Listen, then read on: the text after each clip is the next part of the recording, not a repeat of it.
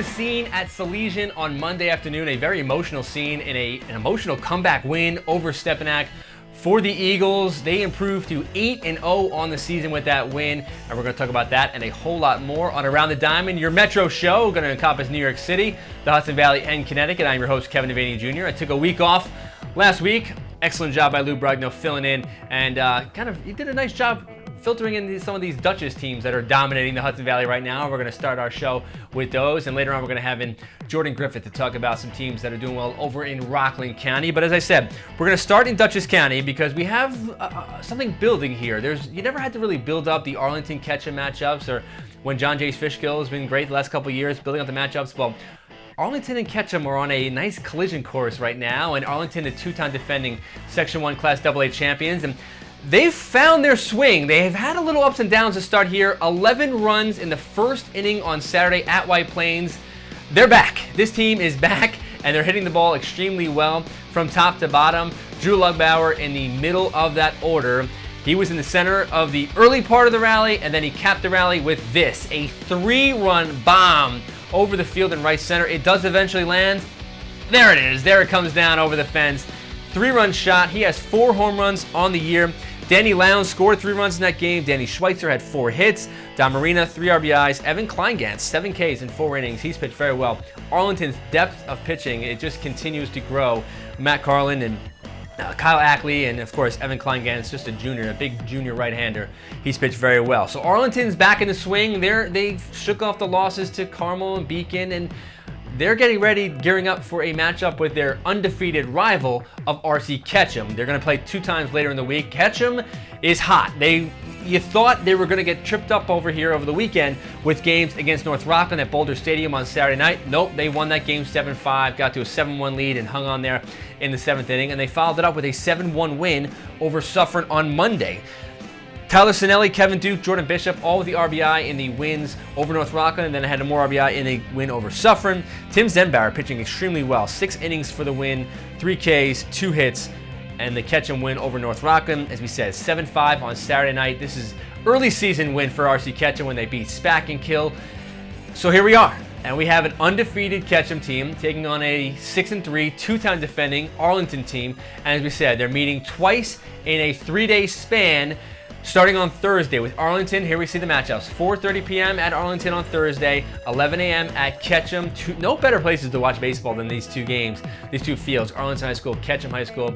And you see what they've done in recent years. They've dominated Section 1, Class AA in Dutchess County. Does not get any better. Arlington's getting into the flow here.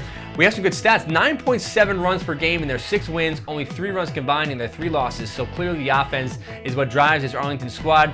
Ketchum's been so good overall. Tim Zenbauer on the mound. Jordan Bishop hitting .522, 11 RBI. And interesting note there, and Kevin Duke. Kevin Duke was was an All-Metro honorable mention quarterback. He's going to play quarterback at Sacred Heart. Baseball was his second sport. I talked to Coach Pat Mealy over the weekend. He said that he could have been a Division I baseball player with the way that he's grown this year. So Kevin Duke, Jordan Bishop, and Tyler Sinelli has come on strong. This Ketchum team playing extremely well. We had them ranked number 1 in our MSG Varsity MSG Varsity Hudson Valley poll. Find out where they are in the Tri-State poll later on. We mentioned North Rockland, and North Rockland coming off with a big win over Clarkstown North over this past week, and we can bring in Jordan Griffith, who was at that game. And Jordan, you join us now via Skype, and I know you kind of bounce around. You're doing lacrosse and softball and baseball, but first let's talk about the North Rockland and the way they looked rebounding from their loss to Ketchum by beating Clarkstown North this week. Yeah, it was a great game, and honestly, North Rockland is a team that a lot of people thought would be down this year. They lost a bunch of seniors from last season. Their starter, Kevin House, will not be pitching because of a shoulder injury, so people weren't really sure what to expect. And honestly, I was really, really impressed with them. They kind of struggled early against a good pitcher in Kevin Donnelly from Clarkstown North, and then right in the 5th inning, they exploded 5 straight runs. They did not record an out. Eric Sandusky, Brandon Martinez, John Fisher, JP Vale, they all had big hits consecutively in a row. It was really a team effort, and it showed how when they are hot, when they can come together, they can play with anybody, because I think Clarkstown North is a very good team, still a little bit underrated even though they're 7-2. But again, this was about North Rockland taking care of business, and they will face them again on Wednesday. I was impressed with North Rockland as well. I thought the way they field the ball extremely well. They all swing the bat well. They have the righty lefties throughout the lineup. Kevin Hylas, though, him not pitching, how much does that hurt their chances of a deep run? Obviously, it hurts their chances because, he is a starter and he would have been their main guy. But he's really done some of the little things that the team needs to win. He's a great leader. He kind of sets the tone for the team and lets them understand, how to win a game. And in this game, he showed how he can affect the game even when he's not hitting the ball that well. He got a single, he stole second, which forced a throw that got him to third. He scored a run that kind of started the big inning for them. And then he made a few steals late in the game. He made some nice plays in center field. So he's kind of still playing his way back from that shoulder injury, but he's really found his groove as terms of a leader. And he's a guy that, will lead them into the playoffs. And from there, who knows what will happen. I like my chances with Kevin Hylas playing center field. Even with the shoulder injury, he still has a rocket arm from the outfield. Almost threw a guy out from Ketchum at home plate. They actually made the guy backtrack back to third base. But still a terrific all-around baseball player, an MSG Varsity All-Star last season. Clarkstown North, every year there's always teams that start hot, get off to a nice start, and they kind of fade. How does Clarkstown North prevent itself from being one of those teams? Well, I think they're happy with where they've been so far. They have some really nice wins over Pearl River, over Mamaroneck.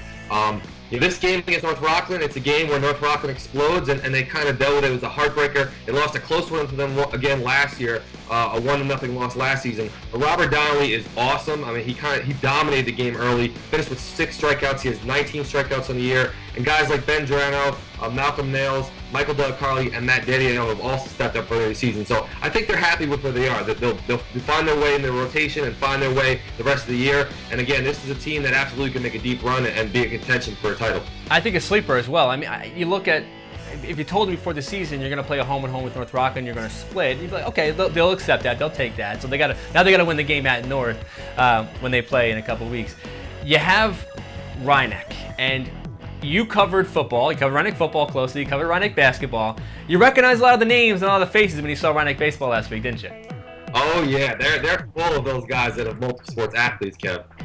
Guys like Chris Pinnell, Chris Cassione, Thomas Piplo, Matt Franks, Matt Garcia. I mean, we've seen them do it in the football arena. We've seen them do it in basketball, and it's the same list. Even the guy, Ryan Aquino's their starter. He was they're probably their best player or one of their best players in the basketball season. This team is experienced off the baseball field, which really helps them, and they have 12 seniors, which not a lot of teams can say. So I think they're a team that expect to win a championship, and with what they've done on the football field and the basketball arena, that absolutely is in play. I'm gonna ask you, as a former athlete yourself, is it the experience of other sports help you in baseball, or is baseball one of those sports where the pressure can kind of get to you? Where do you think Rhinebeck is? Do you think these seniors kind of have that right mindset? Oh, absolutely. I talked to them after their game in an early win against Arlington, and they were really confident in the fact that they have seniors that have been in those pressure-filled situations. If you come up to the bat and it's 3-2 bottom of the ninth, you're a little nervous. But when you've done it on the football field, when you've played in the dome, when you've been in the county center or basketball, it's a little bit less stressful. So I think they're really prepared, for this run, and they really do believe that they can win a section championship. Jordan, excellent job. Thank you so much. You're heading out today. You're going to New Rochelle. Who they're taking on? White Plains. New Rochelle, White Plains, and then I'll be down at Fordham tomorrow. White Plains is another one of those teams with veteran guys that played on a football team and play a little basketball. Cameron Crabb, he signed with Concordia this week, so one of your favorite guys. So you'll be excited to go out and see Cam this week. The mayor of White Plains, Cam. Yeah, he is. He took your spot. The old White Plains grad yourself. Jordan, thanks so much for joining us, and we'll see you soon. Thanks, Cam. Take care. So that was Jordan give us a little insight on the Section 1 beat. On the Catholic side of things, you have your Iona Preps year in, year out. You had Kenny Catholic coming into the league this season. You felt they were going to contend. And Fordham Prep, Stepanak, always year in, year out the same teams. And then you have Salesian.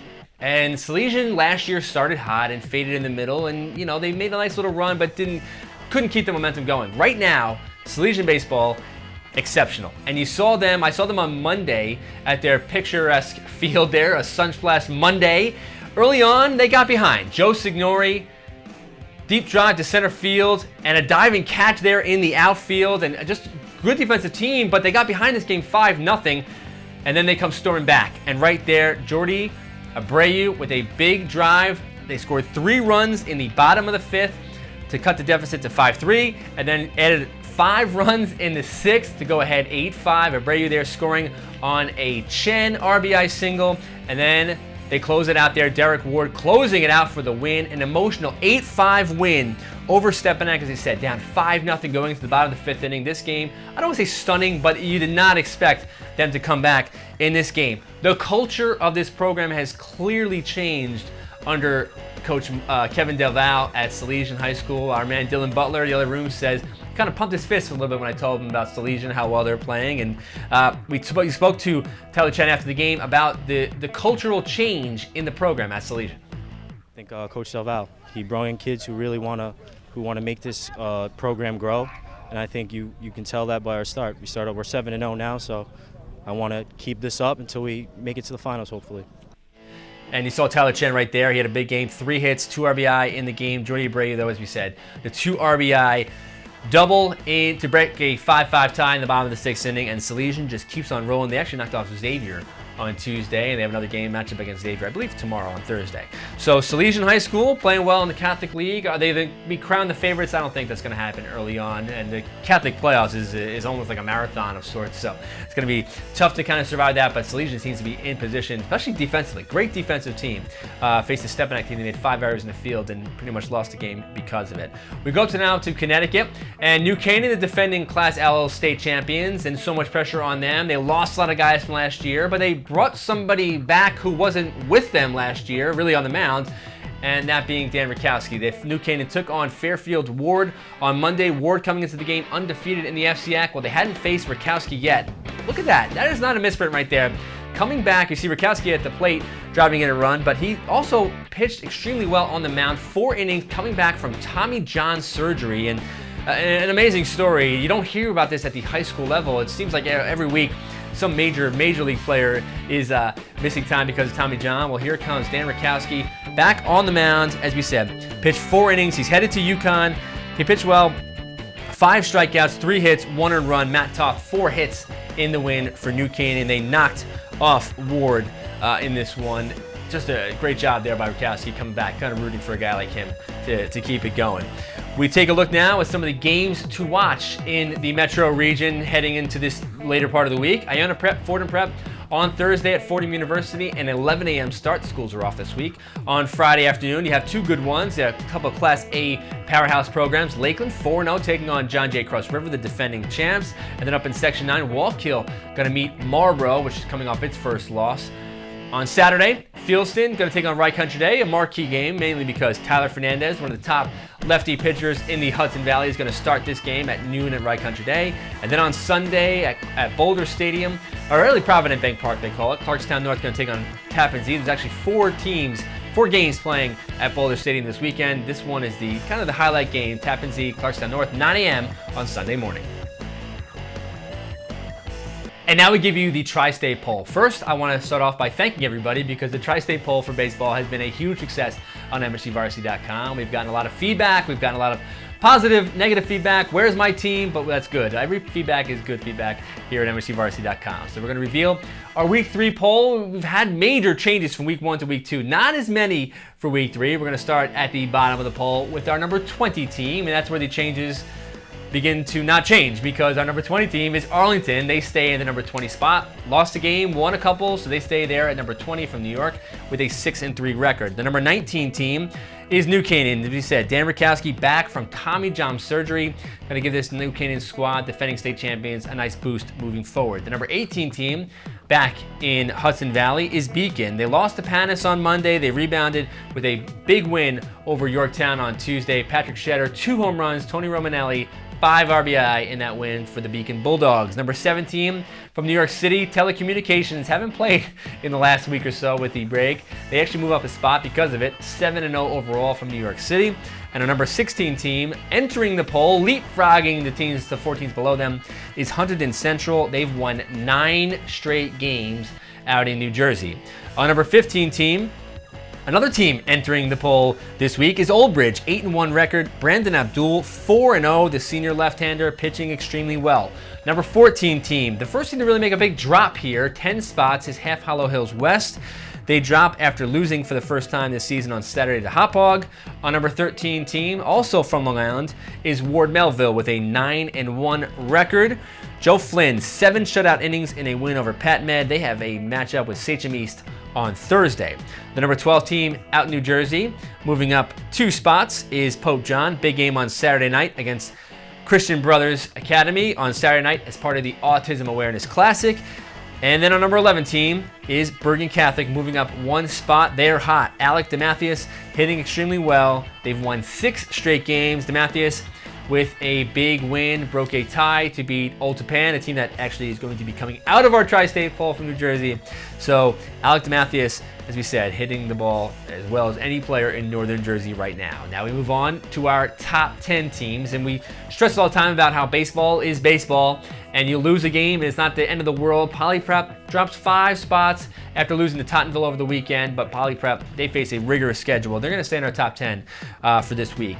Number 9, maybe the surprise team, not just on Long Island, but in the entire tri-state, is Plainview. 10-0 on the year. Plainview JFK, that is. They're I don't want to say they're the team to beat in Nassau right now. They are the only undefeated team, but they are playing like a team on a mission right now with their 10 seniors. The number 8 team, St. Peter's Prep, 11-2-1 overall. Speed at the top of the lineup, getting it done. Kyle Bowes, Corey Cattle, the table setters, and doing so well defensively as well. On number 7 team, Fairfield Prep, they move up a couple spots. 8-inning win over Xavier. Jack Berry leading a very deep and balanced lineup for the Jesuits. He has 6 RBI in the 7 games. Our number 6 team is Milburn with an 8-3 record. They move up 2 spots. Notre Dame-bound pitcher Evie Rubel, a 2-hit shutout, 8 strikeouts in a win over Livingston this past week. Our top 5, and you see the team from the Hudson Valley that's leading the way, is Ketchum, 7-0. They have 2 matchups against the 2-time defending Section 1 Class A champion, Arlington, on Thursday and Saturday. Let's see if Ketchum can stay into the top 5 with those 2 matchups. On number 4 team, St. Dominic's, coming off the doubleheader sweep of St. Mary's. They have Chaminade up next. They're 11-0. They move up 2 spots. Number 3 team, our 1, 2, and 3 don't change this week. Wall, 15-inning win it took to win a game this week, and they lost actually to Freehold Township on Saturday. Tyler Swiggett is 4-0 on the mound so far for Wall. The number 2 team is MacArthur, and we talk about Adam Heidenfelder when he's on the mound. They might be the best team in the tri-state. 18 strikeouts, and they win over Valley Stream Central. And staying in our number 1 spot, Seton Hall Prep, 10-1 on the year. 3rd week in a row, the twins, Lucas and Mike DeRenzi, big in wins over Randolph and Montclair Kimberly this past week. So Seton Hall Prep stays at number 1. We want to hear from you. MSGVarsity.com. You can also hit me up on Twitter at MSGVarsity KDJ. Also, maybe hit up our experts. You can hit up Greg Lerner, Elio Velez, Greg Sarah from Newsday. We want to hear what you have to say about our tri-state poll, or really anything we do here on MSGVarsity.com. So thanks for watching the show. Thanks for checking out the poll, and we'll see you next week on Around the Diamonds.